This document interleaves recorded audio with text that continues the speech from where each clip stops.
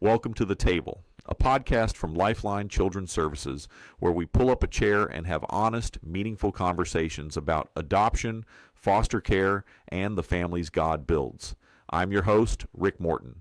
Today we're sitting down with a truly remarkable guest, Leah Jolly, Miss Mississippi, ballet studio owner, author, and advocate. But before all those titles, Leah was an 11-year-old orphan in Ukraine who never expected to end up in Mississippi. In part one of our conversation, Leah takes us all the way back to the beginning, the miraculous chain of events that brought her to America, the challenges of learning a new language, building trust with her adoptive parents, and the moment faith changed everything for her. This is a story about identity, resilience, and a God who is in every detail. Pull up a chair. Let's get started. Hey, everybody. Welcome back to The Table. I'm Rick Morton, your host. Excited for you to pull up a chair with us today. And today I have the privilege of having a new friend to Lifeline and a new friend to me, Leah Jolly. Leah is Miss Mississippi this year, rounding the corner on finishing your reign. And we're just really glad to have you. Thanks for being here. Thank you. I'm excited to be here. It's going to be fun. Well, as Leah and I have started to get to know each other, we have a lot in common. Our stories kind of intersect in some cool ways, and maybe we'll get into that. But she was adopted from Ukraine at the age of 11, found a new home in Mississippi, and that's really where her dream started to really take shape. And that was a big part of that was ballet. And so dance has been a real big part of your life. Yeah. And so we're gonna get into that, talk a little bit about dance, because not only are you a dancer, but you're also a business person and owner of Studio A. Yes, sir. Is that right? Yes, sir. In Jackson, Mississippi? Is it in Yeah, it's technically Flowood, but it's very close. Very good. So if you're in Flowood, or if you know anybody in Flowood, there's a great dance studio, Studio A. But she has been a contestant in the Miss America pageant and has been a part of the Miss America system and continues to represent Mississippi for... I got top 10, so it was fun. There you go. Which that's like the big deal, right? Yeah, Mississippi actually hasn't made it into top 10 in like 2016, so 10 years. It's been a while. That's amazing. So it's time to put us back on the map. Yeah, that's fantastic. But also, we're going to spend some time today talking about her platform and just the things that the Lord has placed on her heart. And so Empowered to Connect is her platform, and just want to inspire children, right? No matter how they start, no matter the start that they get off to, that they have the ability to achieve, and that God has made them unique and special. And and that really, ultimately, I think the key word in all that is limitless, right? Yes, for sure. Yeah, good. Well, hey, Leah, take us back to the beginning. Oh no. Be here a while. What do you know, or what do you remember about your early life? Yeah. Well, during lunch today, we were sharing a little bit about my story, and I think it's so interesting through it all how much of a miracle it really all was. Like, I wasn't even supposed to be in the United States at all that summer. I was not up for international adoption. There was a guy that just had a heart for adoption, and he basically brought like 14, 15 other kids from different orphanages all over Ukraine, and brought them to America just to see if somebody would want to adopt them. And it was kind of almost like an experiment. It was interesting. But there was a girl in my orphanage, so we only had one kid from our orphanage that was supposed to go. She got double lung pneumonia, and it was in the middle of August too. And I remember it because it was my birthday, and I got pulled from my favorite camp, and I just thought it was the stupidest thing to go to America. I was like, what is America? I was just so confused, and I was just like not happy. And but no, I remember everyone saying like, no, this is gonna be so cool. So then we got here, and people just, our Crossgates, our church, and then Pine Lake, they were just looking for volunteers to help like with transportation and things like that. With these like literally like 14 kids that were here. And I think it was like maybe 15, but I just remember my parents told me later on when I was adopted that they had this giant fight break out of like, why are we not adopting? Why are we not thinking about this? And they said, okay, like the next email we get is we'll go to whatever that next thing is. So they were kind of praying about it. And then the next morning they get an email that this group of kids from Ukraine are here, Wow. and if anyone would want to like help with transportation or anything like that, to come on. And so they took us to a Braves baseball game. Wow. Nothing And more American than a no, baseball game, right? no. And I always share this. So like my parents' first reaction of me was a pre-Jesus moment. And it was this little girl that took my seat, and she was also an orphan. I didn't feel bad for her, you know.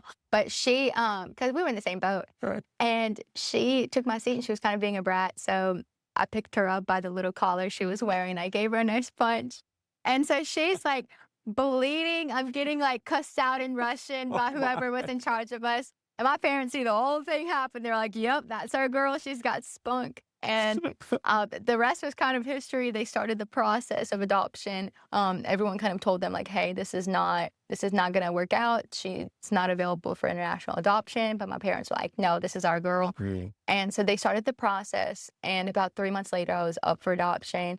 And altogether, it was 9 months Wow. later. So it was just like having a baby. Wow. It was Wow, just wow, like having wow. a baby. That's It was like crazy. being born again, you know? That's crazy. That's awesome. Well, you know, a couple of things that we have in common is that the city that you're from in Ukraine, Belgorod, Belgorod is where one of my sons is from. That is and so cool. so we have that in common. And then I have the suspicion that the hosting program that you were a part of, there were some folks that we know in common and some people that were a part of that. And so Yes. it's pretty cool. But I think, you know, being an older child Mhm. and having, you know, And I was actually one of the youngest ones, but Mhm. still almost 12. Yeah, So, yeah. That had to be hard, yeah. you know, to think about as, To kind of snap out of it and like relearn everything. yeah. Yeah. What was it like when, you know, coming to the U.S., having the challenge of a new language and all those things? It was, I gotta be honest, it was a little rough the first year, just for like my parents and for me, because like you gotta think like my parents never had kids before, and now they have a 12-year-old staring at them, asking them what to do.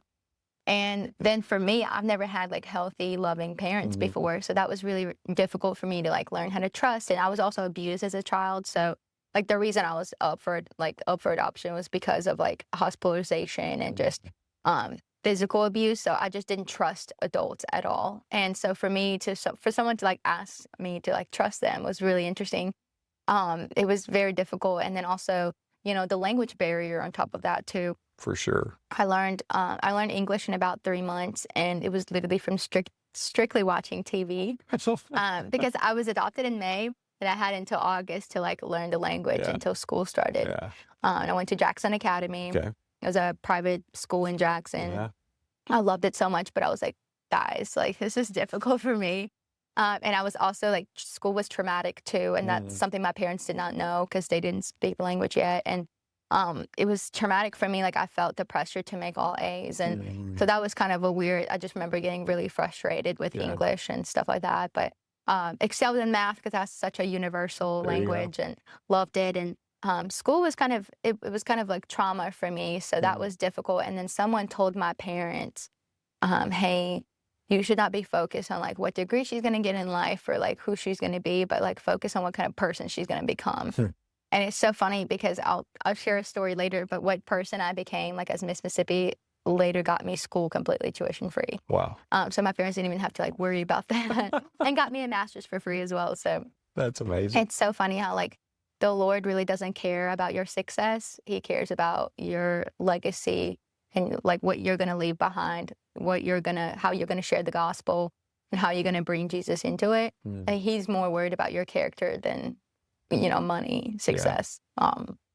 Well, and I love how your story just really emphasizes the point that God sees us Yes. and wherever we are, and that He has a plan, and the craziness of like being substituted into a group at the last minute and all those Yes. things that seem like, you know, to some people might seem like crazy coincidences, but we understand that those are the hand of And that God. was just like one of the things. Yeah. There's so much that was such a miracle, every little detail. But I think it was like on purpose, so we can never say like, oh, we did all this. Like, no, like God really had to do all of this. It's pretty amazing. I think that's always been something with my kids that we've really, you know, savored, is the fact that are those moments in their story that are just so extraordinary and so out of the box. And in the tough times, we can kind of go back and look at that stuff and say, hey, we know what God did.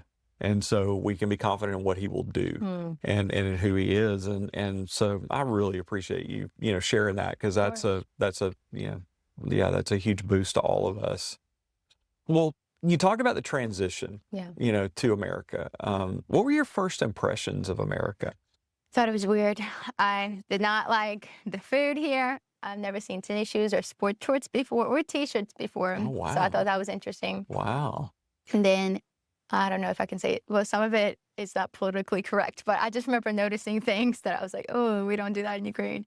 So yeah, it was kind of weird. And then also, again, like the language barrier, I had to figure out real quick how to like communicate with my parents.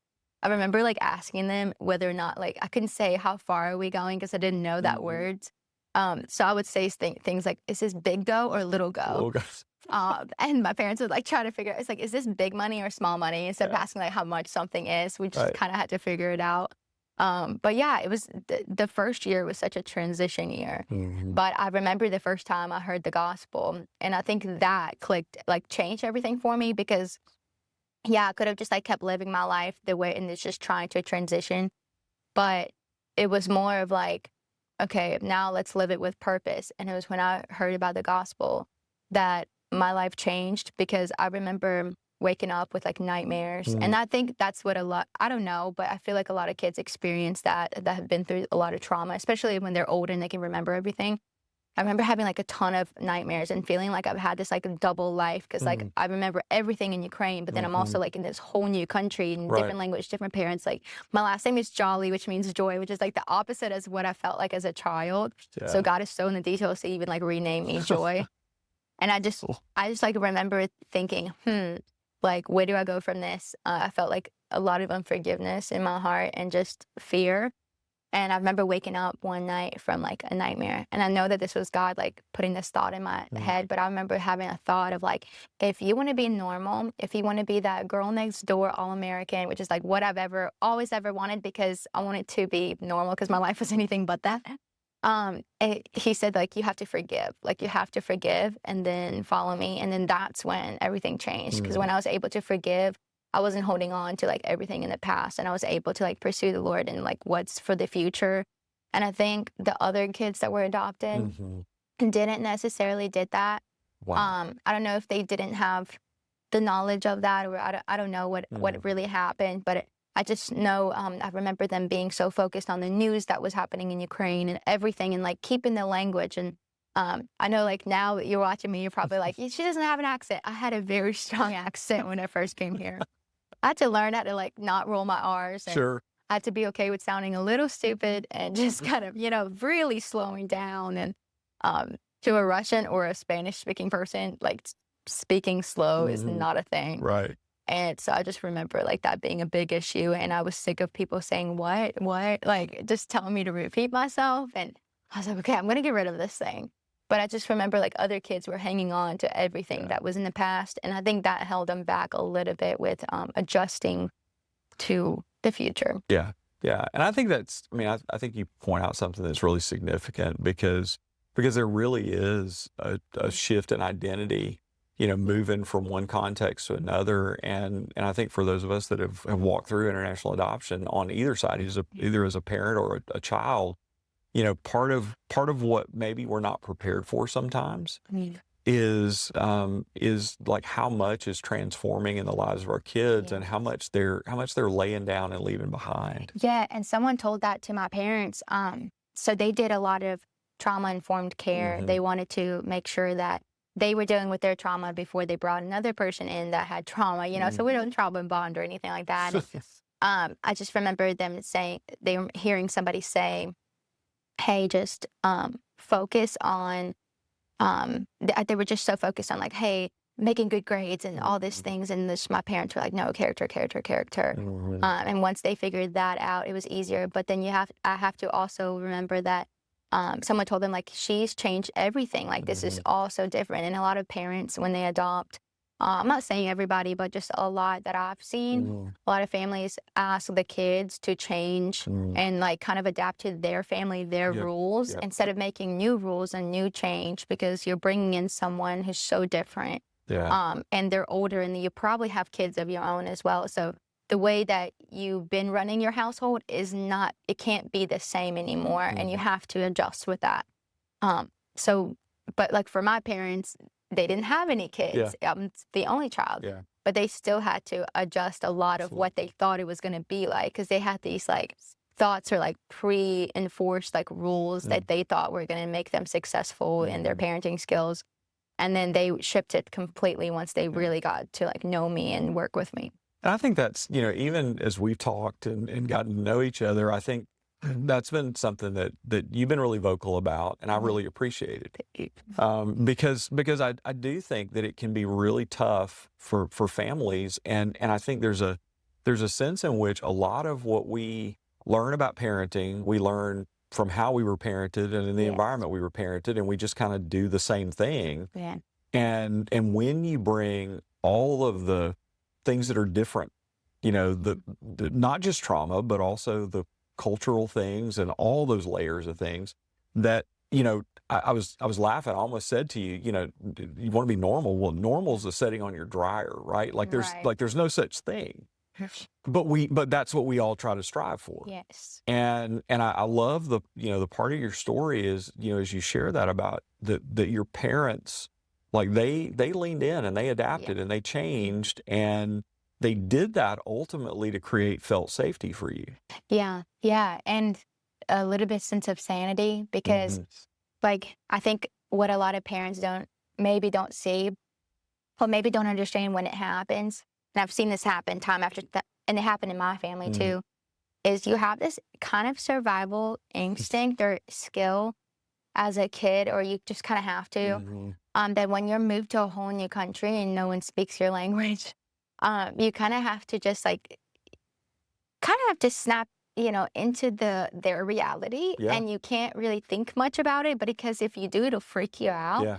So I think a lot of kids just kind of disassociate themselves from like what's actually happening, and they're kind of like start calling their parents mom and dad, which is like what we want to hear as someone who's adopting and putting so much like effort into adopting a child. You want to hear mom and dad, but in reality, someone saying mom and dad is like someone proposing on the first date. Right. Like you're not going to call them your husband because you don't know them that well. Right. But that has to happen in the adoption, you know, like life, because you have to adjust quick and you have to connect super fast, but that's not real. Yeah. So a lot of kids about a year into it, they kind of snap out of it and they're like, wait a minute, you're a stranger. I don't actually know you. I don't actually trust you. And we're about to have some issues because, and that's when I would say the shift happens and people start seeing the biggest like behavioral changes. And they call it like, oh, it's your teenage phase. It's not only my teenage phase, it's also the fact that I'm realizing that I do not know you. Yeah. Yeah. So that was a shift for us. And weirdly, that in a healthy way can happen because you feel safe. Right? Like there, and this is kind of I think sometimes families, you know, we struggle to kind of understand all the layers of the things that are going on, but you know, you talk about that point that happened, you know, for you kind of a year in or whatever, but there's a point where it's like you move out of survival mode. Yes, and you're okay now. Yeah, you're okay. And you're starting to like, oh, wait a minute. And then like that's when the adjustment really begins. And if you don't fix that, then later, like girls or guys that grow up, they'll start, their dating life will start to shift, and you're going to be like, why the heck are they choosing the people they're choosing? Because they were taught at the very beginning to adjust quickly and to attach fast. So then when you develop unhealthy attachments. And if you didn't deal with your trauma, plus now you're able to just switch things up real fast. That can be a good thing, but also can be a bad thing later in relationships. So my parents really tried to attack it at the very beginning. How'd you get to be so wise so young? That's my parents. My parents. Because I mean, seriously, that's a really perceptive thing. And I think, you know, and there is, I tell people all the time when we talk about, you know, adoptive parenting or like being a parent through adoption, which is a weird thought, and like we don't go around talking about that all the time, right? Like we're just parents, we're just family. Yeah, that's right. But we also acknowledge that like our whole story is just more complex. There's just more to it. So much. And you know, and I think even in trying to compare to whatever is normal, you know, there's a sense that our normal is just different because there are always some extra factors. always heard Dave Ramsey say, live like no one else so you can later live like no one else. Wow. And I think that kind of stuck with me. And I think this is kind of what my parents did with us Yeah. or with me is they had this one rule that I think changed our whole relationship and actually made us closer. And I can kill someone and tell them, like, not that I would, but they would help me, you know? Because they made this thing where, like, whatever you do, and this was about a year, they learned how to really be okay with it, is they said, whatever it is that you do, like, it can be the worst thing ever. If you come tell us, you will not be in trouble. We will sit down, we'll talk it through, and that'll be it. Yeah. And it's so hard for a parent not to overreact. Yeah. There was actually I'll give you an example. There was a family in our neighborhood that moved in, and I think I was like 13, 14 at the time, and there was a Russian-speaking family. When Okay. does that happen in Mississippi, and crazy. when does it happen to your neighborhood? There you go. So I was like, this is freaking cool. So we're riding bikes with my friends, and you know, back in the day where people let their kids do that, and not felt unsafe. But I remember we like stopped by, and I heard like them say something in Russian. I turned around, I was like, oh, they speak Russian. This is so cool. So like we all pulled over, and I started like they're moving their boxes and talking to us. Oh, that's hilarious. And I was like, yeah, я понимаю по-русскому, привет, меня зовут Аня. And they were like, oh my gosh, you speak Russian too. And anyway, we like talked for a while, and then they invited us in. And I'm not thinking anything of it. Yeah, I walked in and everything. But as I'm in their house, I'm starting to realize I don't think my parents would like this. So then I was like, okay, nice to meet y'all, bye. And it was kind of late too. It was getting dark. This is like summertime, so that means it's like 8 o'clock when it's getting dark. Right. It's getting a little late. So I drive home on my bike, and I come in, and I was like, y'all, I did something weird today. I'm so sorry. I walked into a stranger's house, and they were like, what? They're like, okay, let's talk about it. But they wanted to overreact so much. Sure. But I remember my dad like saying to my mom, it's okay, let's talk about it. And I was like, they spoke Russian, and it was just so cool. And I like told them all about it. And I was like, but then I realized that, you know, I'm in a stranger's house, so I probably shouldn't be here. And that's never happened to me, because in Ukraine, that's like never, that's not a thing. Sure. And I just remembered like telling them, and they were fine. They just talked about it, and that developed a trust. Yeah. I literally like my whole life after that, I was able to tell them anything, and they never overreacted, or they might have behind doors and like, can you believe our kid did that? You know, I'm sure they said that, but never to my face. And I think that made it better. You know, I had a friend along the way. This is actually on the way to adoption, not after. This was before the first of ours came home. Oh, no. Who made a statement to me, and this context isn't really important, but he just said, he reminded me about the process of adoption, and he said, you know, you're going to learn things about God that you would have no other way of knowing through this process. Yes. What I didn't know then that I do know now is that a lot of what I learned about God along the way, a lot of what I have learned about God, is when I wasn't really like him a lot, you know, and those expectations, those things, those reactions sometimes come from a place where, like, we think we're trying to be protective, we think we're trying to be helpful, we're scared of what, you know, because I think from the parent side, you struggle with what you didn't invest in your kids. You struggle with what you didn't get to walk through with them. Yes. And there's a fear that like really kind of grips you in that. Yes. And so we kind of had to do like an accelerated version of it, you know, because so I'm 24 now, but my parents, I feel like in their eyes, see me as 12 because I've been here for 12 years.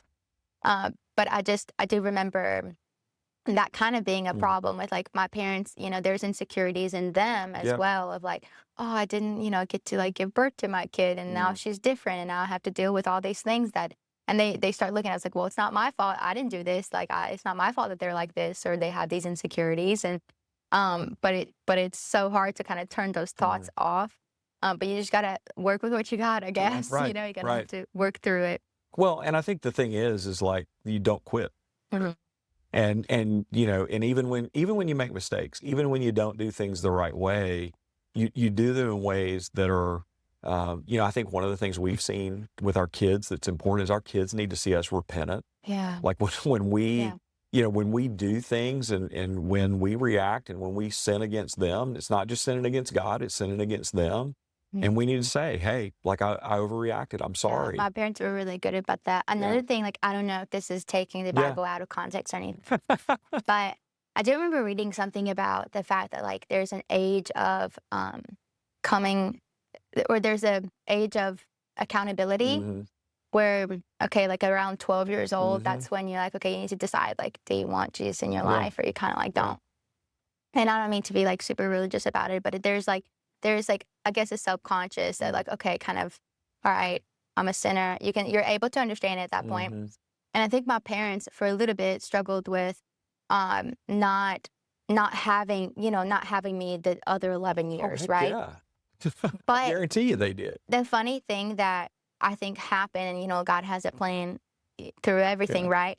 Is the other 12 years that they've known, hmm like starting at 12, that was the most important part. They had me for hmm the most important part, because that's when I got to accept the gospel. And then that was actually the most developmental years Yeah. that I needed them the most in, because that's when I entered, my teen years and Mhm. everything, like that. I needed them the most, even more so than, Sure. the previous time. Like, and I know that they wanted to raise me, Yeah. but if you want it so much, then sometimes you can miss out on the now, Right. and not being able to focus Yep. on like where God has you right now. But Yep. that's with anything, I And I guess. think too, it's not, it's the looking back and what you didn't Yeah, have. the 2020. It's also, but it's also looking forward into like being scared of what's going to come. Yeah. So like, I don't have enough time. We don't have enough experience. We don't have to, like to really ready our kids for what's to come. But then you realize it wasn't that important. And it's a lie. Yeah. Like this is, I mean, I think it's a lie that quite frankly is a lie of the enemy. Yeah. That I think, but I think as an adoptive parent, just being real, it Yeah. kind of plagues us sometimes. But I love the part of your story and where, you're able to talk about the fact that you develop such a trust with your parents that you could tell them anything. Yeah. And that you knew that you were secure, that no matter what you did, you're still theirs.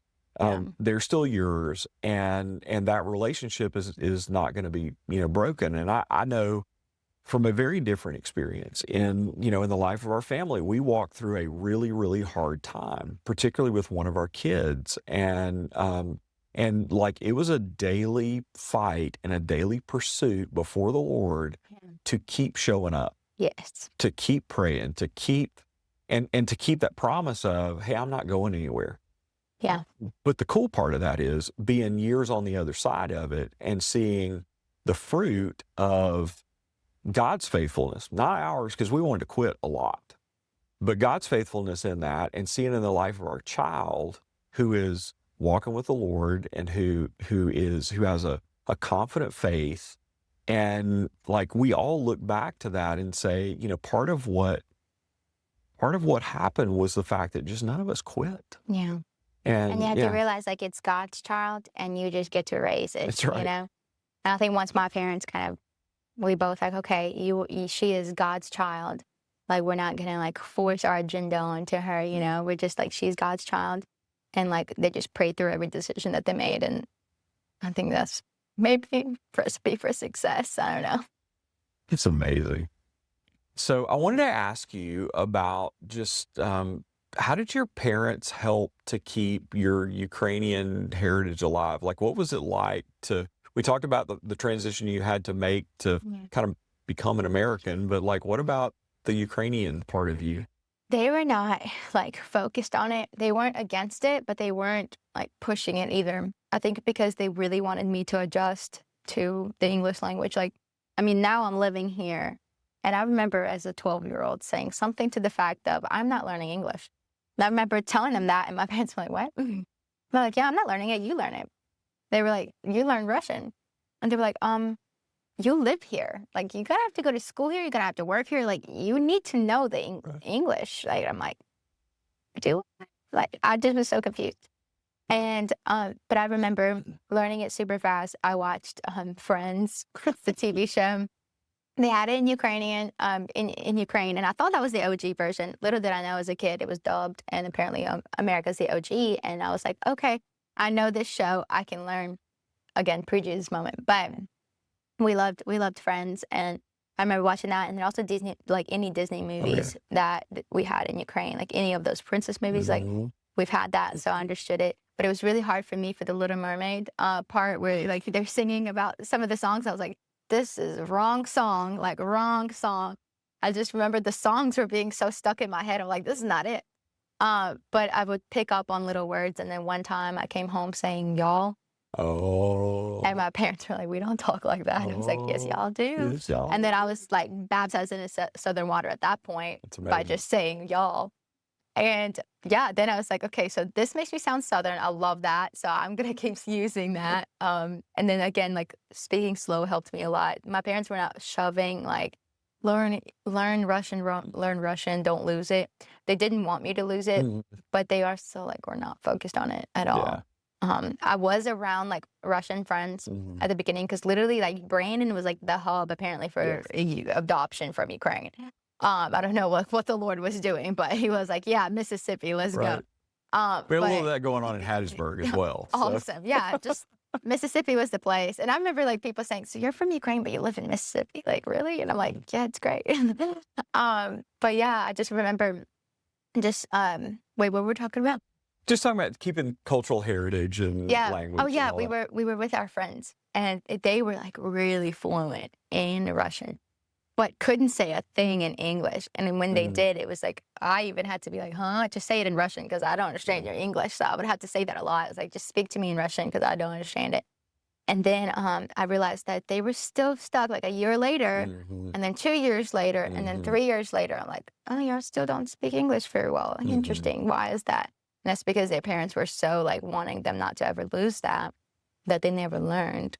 And now that they do know, it's still very, very thick. Yeah. And I don't know why, maybe I'm wrong, but I feel like me, if I was to like stay in that mindset of like Mhm. Russian, because like I think that first year and the second year, I was thinking in Russian, then I had to translate it to English, and that was Mhm. kind of weird. I feel like bilingual people are smart because they have to speak fast and like translate Right. fast of what they're thinking. And then there were just some words that I would just like just blurt out that was Russian, and people were like, what is that? And I was like, I don't know that word in English. And I remember getting so like frustrated. Like mivina, like ramen noodle was Right. mivina, and I was just always be like, call it mivina, and everyone's like, what? It's like, I don't know. And I just remember like just I wanted to fit in so bad Sure. that I didn't care about Russian. But now it's like riding a bike. You watch it, if you watch a show Mhm. in that language, you can catch up real fast. And Yeah. I think now my parents want me to kind of get it back a little bit more. But I think what people don't understand is I was there through 5th grade. So I finished 5th grade. I was going to 6th. So my education is as far as that. So people think that I can like be a translator, and I'm like, Mhm. you know, if you have an 11-year-old or 12-year-old speak to you right now, they're not going to sound like super fancy or eloquent, and they're Right. probably not going to translate papers and papers of documents.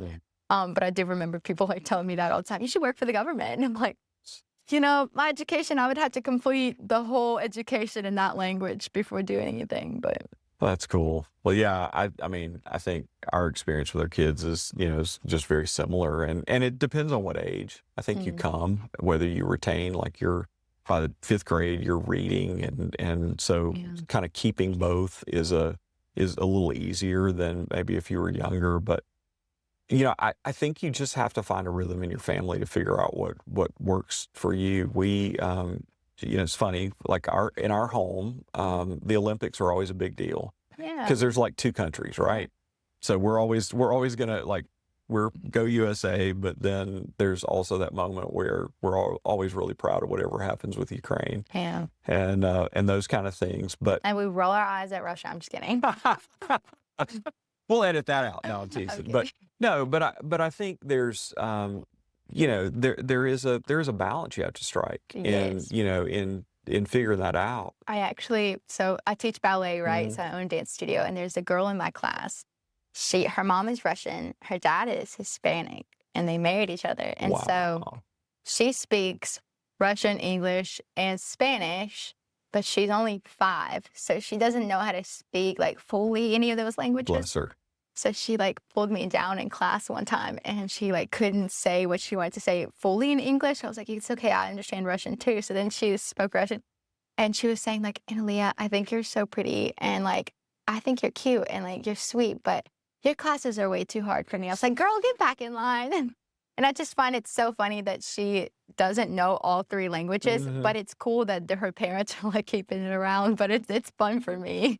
Well, it's funny. Our our granddaughter she is obviously immersed in English. She's in, Birmingham, Alabama. Her mama is teaching her Russian and her daddy's teaching her Spanish. And so She's gonna be that girl. yeah, she's we think she's either going to be the president of the United States or she's going to be the leader of a prison gang. We're not really sure which is going to happen.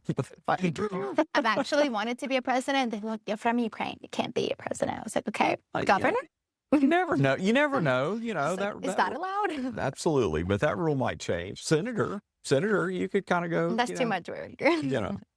All right. So, so as we talk about your adoption story, is there a point that you came to where you began to see your adoption story not as something that happened to you, but more as something that shaped who you are, just as a part of you? Yes. I think after 12, I saw it that way, but I never got the opportunity to share it. I used to dance for a Christian ballet company called Ballet. They traveled the world and they like share the gospel through dance. And I stood out in the company because, well, I was in their trainee company, which is a little bit different. It's basically you're professional, but you're too young to be getting paid, and they don't want to pay you. So, but you're a professional, so it's kind of a weird thing. But I danced with their school, and we so happened to have a Russian teacher. Okay. He's from Czech, but he could speak Russian fluently. And he also was my small group leader at church. Oh, wow. Very ironic. But he's super, super sweet. And I just remember feeling like, okay, I stand out because I'm actually the only one in the trainee company that was from America, but also from Ukraine. Everyone else is from different countries. So everyone was from different countries or like different states. And I'm like, okay, I'm the only one here that's like kind of from both. And that was really, really cool and unique. And when I shared the gospel, I could share like a little bit of my story, but it wasn't much. And then it wasn't until really 2 years, and now 2 years ago, because I've had to reign this year as Miss Mississippi. But when I was competing last year, someone told me to do the pageant, and I was like, that's not for me. It's not the one that goes to Miss America. I was like, I'm not gonna win. I'm not even from here. And anyway, so I ended up competing. I actually had the same coaches that Miss Alabama that became Miss America, Abby Stockard, had. And I was not a pageant girl, and they were like, "We're gonna make you a pageant girl. You got this." And so, yeah, the first year I competed, I got top 5. I know this sounds like it doesn't have anything to do with it, but it does. So I got top 5, and you have a community service initiative, right? Where it's like you can advocate for anything. Yeah. Well, my thing, I didn't understand like what I wanted to do. So I was kind of going the route of public speaking, just kind of motivational speaking and sharing my story or testimony. And all I knew is I wanted it to be limitless. That was my thought. But I had no brand. There was nothing, like, it was just the name. And I got top 5 that year, which was kind of crazy. It was very political. So usually you don't win or even get top 5 your first year. So I was like, God, like, is this something you want me to do? And I realized I'm so glad I didn't win that year because I didn't have the brand yet. I didn't have like the whole package. And then I realized, wait, like, God, like I have such a story that's such a your story. Like you basically wrote this whole thing and like speak it through me, use me. How do you want to use me? So that's when I started partnering with CASA, which stands for Court Appointed Special Advocate. They're a national organization. My biggest partner with it is Mississippi and also Atlanta, Georgia. That's like the 2 like biggest ones right now. And then I also, started just kind of calling around and asking like, hey, what can I do? And CASA of Mississippi, I didn't even know the girl that like, I think her name is Mindy Brown. She runs Mississippi CASA. And she was like, I want you to meet me at the Capitol tomorrow. And I'm like, girl, I don't know you. But she was like, I want you to meet me tomorrow at the Capitol. We're trying to pass a bill called House Bill 1624. We don't have a representative. We need a representative. And I was like, girl, don't you need one of those to pass a bill? And she's like, I'm going to tell you everything about the bill, and I want you to meet me there and just shake a lot of hands. And you'll be surprised how many people will listen when you have a crown and a sash on you. But yeah, it was just like getting them more funding to deal with like trauma and pay for their medical care and all the things. And not everything got passed, but it was a big start. It literally got signed into law the next month, which so happened to be May. And then I was like, I want to pass a proclamation that talks about adoption, talks about foster care, and also talks about everything that I have to offer with it as well. That's it for the first part of our conversation with Leah Jolly. Join us next week and pull up a chair for part 2. Hit that subscribe button and ring that bell so you will be the first to be notified about new episodes of The Table. Thanks for joining us around the table.